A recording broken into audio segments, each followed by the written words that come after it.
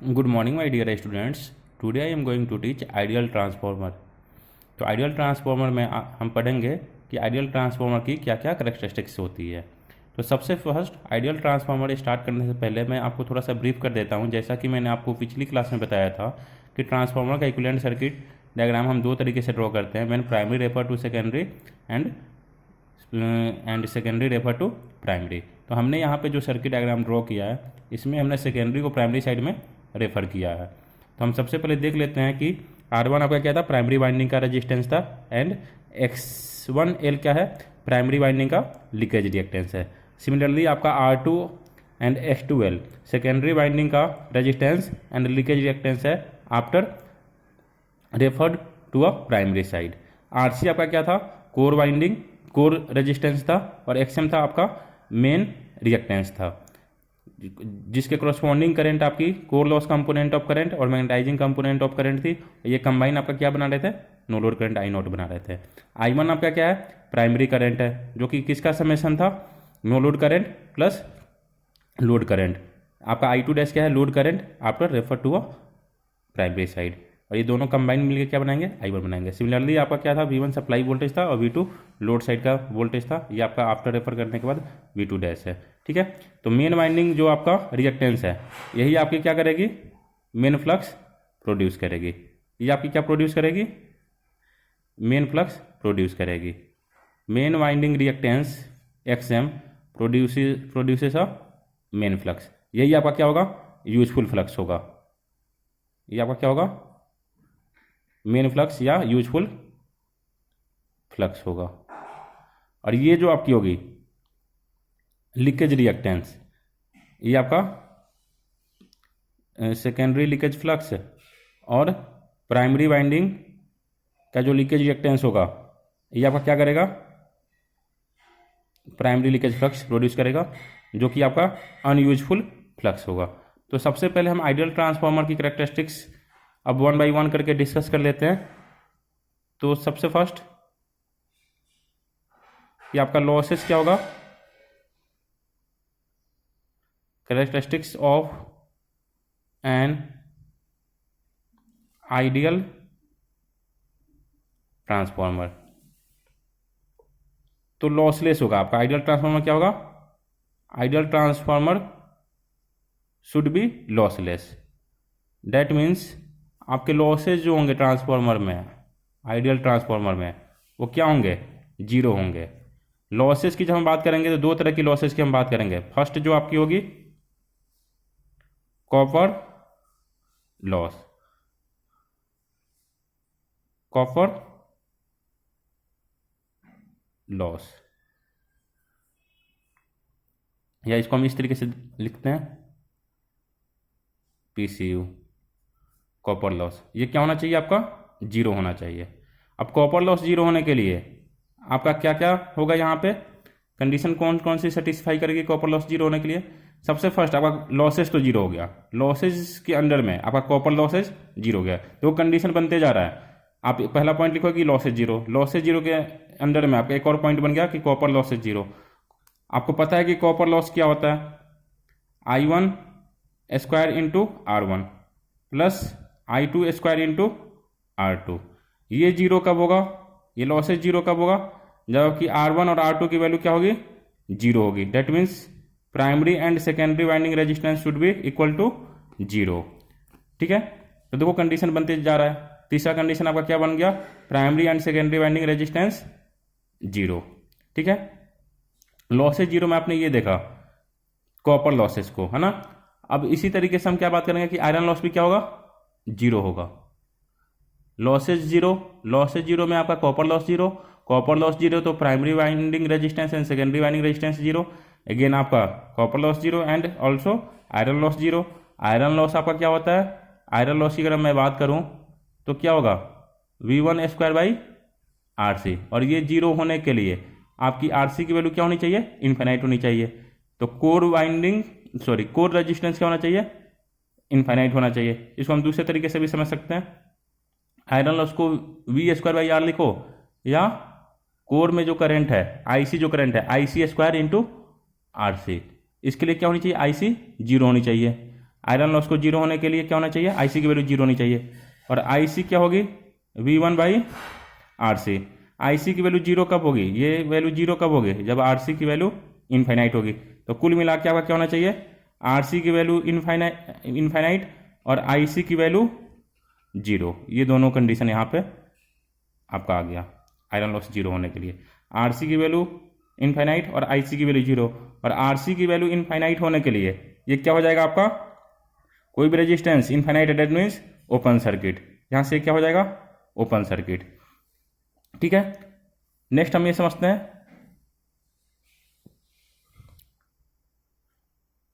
Losses zero है ना। अब सेकेंड आपका पॉइंट है लीकेज रिएक्टेंस या लीकेज फ्लक्स। सबसे पहले लीकेज फ्लक्स क्या होना चाहिए आपका, लीकेज फ्लक्स जीरो होना चाहिए। That means φ1L equal to φ2L equal to zero होना चाहिए। दैट मीन्स आपका केवल यूजफुल फ्लक्स होना चाहिए, यूजफुल फ्लक्स 100% होना चाहिए। Unuseful flux that means leakage flux क्या होना चाहिए, जीरो होना चाहिए। इसको जीरो होने के लिए दैट मीन्स क्या होना चाहिए, लीकेज रिएक्टेंस, लीकेज रिएक्टेंस क्या होना चाहिए, जीरो होना चाहिए।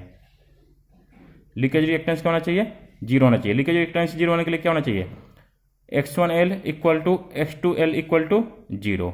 तो एक कंडीशन आपकी यहाँ से और बन गई। ठीक है, तो इसको थोड़ा मैं समराइज कर दूं कि copper loss zero, copper loss zero होने के लिए आपका R1 equal to R2 zero, R1 equal to R2 zero, resistance zero means short circuit. ठीक है, आयरन लॉस भी जीरो क्योंकि टोटल लॉस आपका जीरो, तो कॉपर लॉस जीरो और आयरन लॉस दोनों जीरो, दोनों मिला के जीरो होगा आपका। तो इंडिविजुअली आपका कॉपर लॉस भी जीरो होगा और आपका आयरन लॉस भी जीरो होगा। अब आयरन लॉस जब जीरो होगा तो आरसी की वैल्यू इन्फिनाइट और आईसी की वैल्यू जीरो। तो आईसी की वैल्यू जीरो, आईसी की वैल्यू जीरो कब होगी, जब ये ओपन सर्किट होगा। या आरसी की वैल्यू हम इन्फिनाइट बोल रहे हैं, तो कोई भी रेजिस्टेंस इन्फिनाइट कब होता है, जब ये आपका ओपन सर्किट होता है। तो यहाँ से आपका ओपन सर्किट। तो अब मैं जो इक्विवेलेंट सर्किट बनाऊंगा इतने कंडीशन को सेटिस्फाई करने के बाद, अब जो आपका इक्विवेलेंट सर्किट बनेगा ट्रांसफार्मर का, आइडियल ट्रांसफार्मर का, R1 R2 X1L X2L की वैल्यू जीरो और आरसी की वैल्यू इनफाइनाइट होने के बाद इस तरीके से आपका सर्किट बन जाएगा। यहां से आपका V2 डैश और यहां से आपका V1। यहां पे आपका क्या होगा, IM होगा और यहां पे आपका क्या होगा, मेन फ्लक्स IM और ये आपका XM।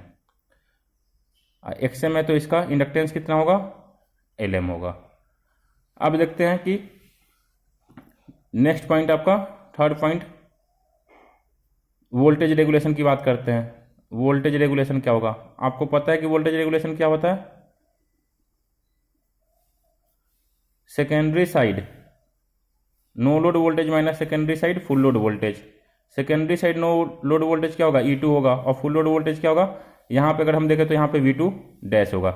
जब यहाँ पे R1 X1 और R2 X2 की वैल्यू जीरो हो गई है तो कोई वोल्टेज ड्रॉप होगा ही नहीं, वोल्टेज ड्रॉप नहीं होगा तो इन दोनों वोल्टेज का जो डिफरेंस होगा, यहाँ पे जो वोल्टेज थी आपकी क्या E2 और V2 डैश, जब कोई ड्रॉप हो ही नहीं रहा है तो इन दोनों वोल्टेज का डिफरेंस क्या होगा, जीरो होगा।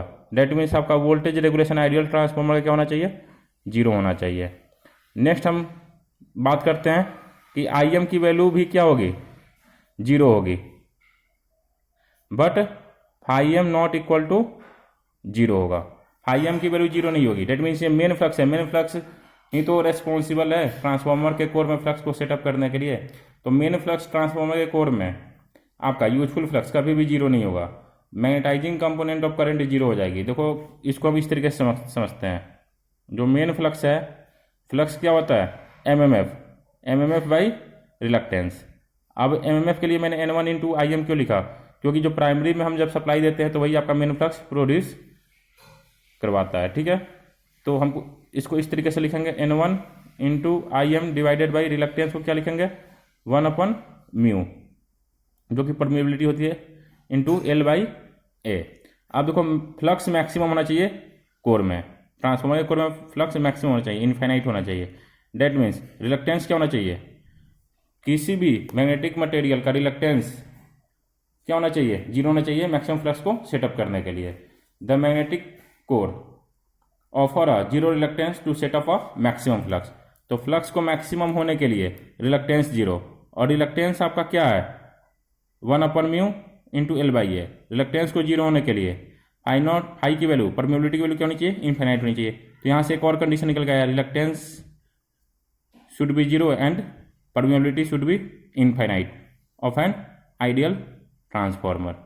ठीक है, अब हम यहाँ पे देखते हैं, आपको पता है कि L M inversely proportional to reluctance, और रिलक्टेंस की वैल्यू क्या हो गई है, जीरो हो गई है आइडियल ट्रांसफॉर्मर के लिए। तो अगर रिलक्टेंस की वैल्यू जीरो होगी तो एल एम की वैल्यू क्या होगी, इनफाइनाइट, और एल एम की वैल्यू इनफाइनाइट होगी तो आपको पता है कि एक्स एम किसके प्रोपोर्शनल होगा, एल एम के प्रोपोर्शनल होगा, क्योंकि एक्स एम क्या होता है 2πf एल एम। तो अगर आर एल की वैल्यू जीरो थी, रिलक्टेंस जीरो थी मैक्सिमम फ्लक्स सेटअप करने के लिए, तो एल एम की वैल्यू इनफाइनाइट हुई, एल एम की वैल्यू इनफाइनाइट, तो एक्स एम की भी वैल्यू क्या हो जाएगी आपकी इनफाइनाइट होगी। That means infinite reactance offer करेगा, और इनफाइनाइट रिएक्टेंस होगा तो आपका क्या हो जाएगा एक्स एम ओपन सर्किट, और ये ओपन सर्किट हुआ तो आई एम की वैल्यू जीरो हो गई। आई एम की तो वैल्यू जीरो हो गई, लेकिन आपकी फ्लक्स आपकी जीरो नहीं होगी, फ्लक्स आपका सेटअप हो जाएगा और आई एम की वैल्यू जीरो हो जाएगी। तो इस तरीके से हम आइडियल ट्रांसफार्मर की कैरेक्टरिस्टिक्स को पॉइंट बाई पॉइंट डिस्कस कर लिए। अब हम इसको समराइज एक बार और कर देते हैं। सबसे पहले मैंने क्या बोला, आइडियल ट्रांसफार्मर में लॉसेज जीरो होना चाहिए। लॉसेज में आपके क्या क्या लॉसेज आते हैं, कॉपर लॉस जीरो होना चाहिए, आयरन लॉस जीरो होना चाहिए। कॉपर लॉस जीरो होने के लिए, कॉपर लॉस आपका जीरो होने के लिए सबसे पहले क्या होना चाहिए, आइडियल ट्रांसफार्मर की कैरेक्टरिस्टिक्स में लॉसेज जीरो होना चाहिए। लॉसेज जीरो होने के लिए क्या होना चाहिए, कॉपर लॉस जीरो होना चाहिए और आयरन लॉस जीरो होना चाहिए। कॉपर लॉस जब हमने जीरो किया था तो I1² R plus I2² R equal to zero होना चाहिए था। कॉपर लॉस जब जीरो हुआ तो ये कब कौन से कंडीशन में होगा, जब आपकी रेजिस्टेंस प्राइमरी और सेकेंडरी वाइंडिंग की जीरो होगी। तो R1 और R2 की वैल्यू जीरो होगी आइडियल ट्रांसफार्मर के लिए रेजिस्टेंस। तो R1 और R2 की वैल्यू जीरो होगी तो आपका क्या हो जाएगा, ये resistance zero means short circuit. ठीक है, तो R1 को और R2 को हम क्या कर लेंगे, शॉर्ट सर्किट कर लेंगे। अब बोला था कि आयरन लॉस भी जीरो होगा, तो आयरन लॉस जीरो होने के लिए आपका क्या होगा V1² और ये जीरो कब होगा, जब RC की वैल्यू इनफाइनाइट होगी, मतलब कोर की जो रेजिस्टेंस होगी, कोर की रेजिस्टेंस इनफाइनाइट होगी। और resistance infinite means open circuit, open circuit means IC की वैल्यू भी आपकी जीरो हो गई। तो यहाँ से एक और आपका कंडीशन निकल के आ गया, कैरेक्टरिस्टिक्स निकल के आ गया ट्रांसफार्मर का, आइडियल ट्रांसफार्मर का, RC इनफाइनाइट और IC की वैल्यू जीरो। इसको हम दूसरे तरीके से भी समझते हैं कि पावर लॉस को आपको V² लिखते हो तो I² इंटू R भी लिखते हो। तो यहाँ पे IC² इंटू RC, और लॉस को जीरो होने के लिए IC की वैल्यू जीरो, और IC की वैल्यू जीरो कब होगी, IC क्या होती है V/R, RC की वैल्यू इन्फिनाइट होनी थी, जो कि सेम कंडीशन यहाँ पे भी आ रहा है। ठीक है, नेक्स्ट हमने क्या देखा था, नेक्स्ट हमने देखा था जब हमने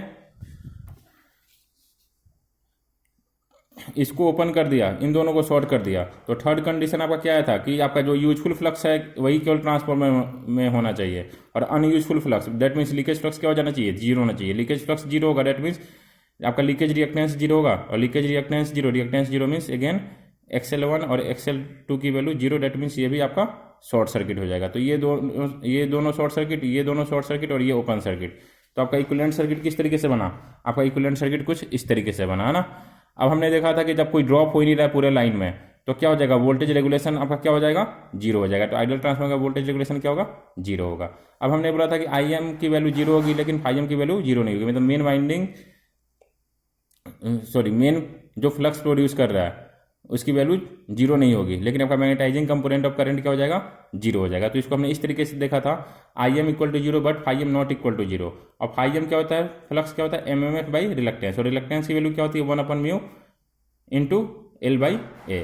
अब हमने देखा था रिलक्टेंस की वैल्यू जब हम जीरो करेंगे, कोई भी मैग्नेटिक मटेरियल है, कोई भी आपका आयरन कोर है या ट्रांसफार्मर कोर है, ठीक है, वो अपने अंदर मैक्सिमम फ्लक्स को कन्फाइन कर रहा है, डेट मीन्स वो रिलक्टेंस क्या करेगा, जीरो ऑफर करेगा। तो मैक्सिमम फ्लक्स कन्फाइन होने के लिए रिलक्टेंस जीरो होना चाहिए, रिलक्टेंस जीरो होने के लिए परमिएबिलिटी क्या होनी चाहिए, इनफाइनाइट होनी चाहिए, क्योंकि रिलक्टेंस क्या है 1/μ इंटू L/A।